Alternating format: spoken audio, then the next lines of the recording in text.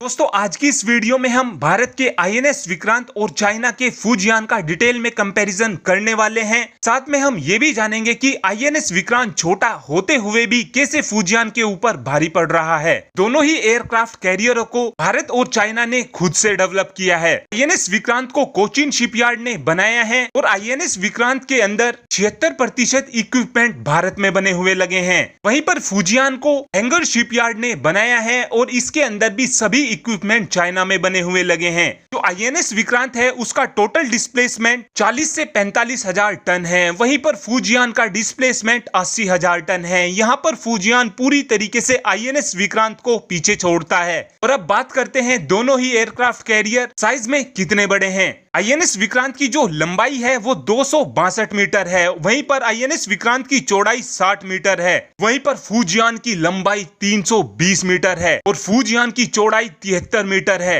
यहाँ पर भी फुजियान पूरी तरीके से आईएनएस विक्रांत को बीट करता है। आईएनएस विक्रांत अपने साथ में 45 फाइटर जेट लेकर जा सकता है। वहीं पर फुजियान अपने ऊपर 65 से 70 फाइटर जेट लेकर जा सकता है। यहाँ पर भी फुजियान पूरी तरीके से आईएनएस विक्रांत को बीट करता है। आईएनएस विक्रांत में जनरल इलेक्ट्रिक के LM2500 गैस टरबाइन इंजन लगे हुए हैं। वहीं पर फुजियान के अंदर स्टीम टरबाइन इंजन लगे हुए हैं। आईएनएस विक्रांत की स्पीड 56 किलोमीटर प्रति घंटा है। वहीं पर फुजियान की स्पीड भी 56 किलोमीटर प्रति घंटा है। अब तक आपने देखा है कि फुजियान पूरी तरीके से आईएनएस विक्रांत के ऊपर भारी पड़ रहा है। लेकिन अब बात करते हैं उस चीज की जो किसी भी एयरक्राफ्ट कैरियर के लिए बहुत ही ज्यादा महत्वपूर्ण होती है। किसी भी एयरक्राफ्ट कैरियर पर ये चीज बहुत ही ज्यादा महत्वपूर्ण होती है कि कैसे एयरक्राफ्ट कैरियर से फाइटर जेट को लॉन्च करना है। भारत ने अपने आईएनएस विक्रांत में स्टोबार टेक्नोलॉजी का यूज किया है, यानी कि शॉर्ट टेक ऑफ बट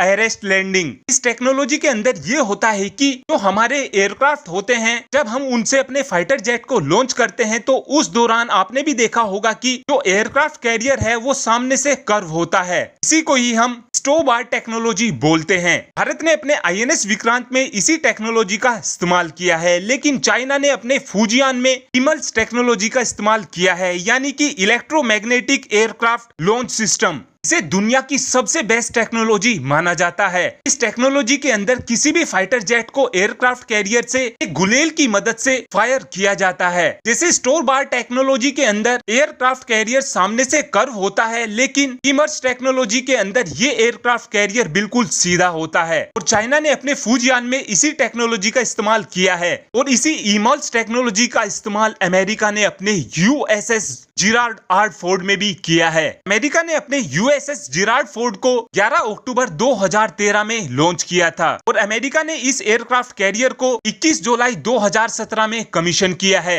इस टेक्नोलॉजी के अंदर बहुत सी दिक्कतें अमेरिका को भी फेस करनी पड़ रही हैं और इस टेक्नोलॉजी को ऑपरेट करने के लिए बहुत ही ज्यादा हैवी इंजन की जरूरत पड़ती है। अमेरिका ने अपने USS जिराल्ड आर फोर्ड में न्यूक्लियर पावर इंजन लगाया है, लेकिन जो चाइना का एयरक्राफ्ट कैरियर है फुजियान उसके अंदर स्टीम इंजन लगा हुआ है। इस बात से आप समझ ही सकते हैं कि अमेरिका का न्यूक्लियर पावर इंजन तो इस टेक्नोलॉजी को सही से नहीं चला पा रहा है, तो चाइना का फुजियान स्टीम इंजन होते हुए भी कैसे इस टेक्नोलॉजी को झेल पाएगा। अमेरिका ने 2018 में इसी इमल्स टेक्नोलॉजी को भारत को भी ऑफर किया था, लेकिन भारत ने इस टेक्नोलॉजी को लेने से साफ साफ मना कर दिया था, क्योंकि अगर हम इस टेक्नोलॉजी को ले लेते तो हम ना तो इधर के रहते ना ही उधर के रहते, क्योंकि आज के समय में अमेरिका भी इस टेक्नोलॉजी को पूरी तरीके से सही से नहीं चला पा रहा है। अब बात करते हैं कि दोनों ही एयरक्राफ्ट कैरियर पर कौन कौन से फाइटर जेट तैनात होंगे। आज के समय में भारत की तरफ से ये प्लान किया गया है कि हम अपने आईएनएस विक्रांत के ऊपर MiG-29 और कमाऊ 31 हेलीकॉप्टर को तैनात करने वाले हैं। लेकिन कुछ दिनों बाद हमें ये भी देखने को मिल सकता है कि हमारे आईएनएस विक्रांत के ऊपर या तो F-18 सुपर हॉर्नेट या फिर अमेरिका का राफेल M तैनात किया जा सकता है। वहीं पर चाइना ने अपने फुजियान के ऊपर J-15T फाइटर जेट तैनात कर रखे हैं। इस कंपैरिजन से वो ये तो पूरी तरीके से क्लियर हो जाता है कि आज के समय में चाइना केवल क्वांटिटी माल बना रहा है, क्वालिटी अभी भी चाइना के पास मौजूद नहीं है। दोस्तों इस कंपैरिजन को लेकर आपका क्या ओपिनियन है? आप अपना ओपिनियन हमें कमेंट बॉक्स में शेयर कर सकते हैं। Thanks for watching this video.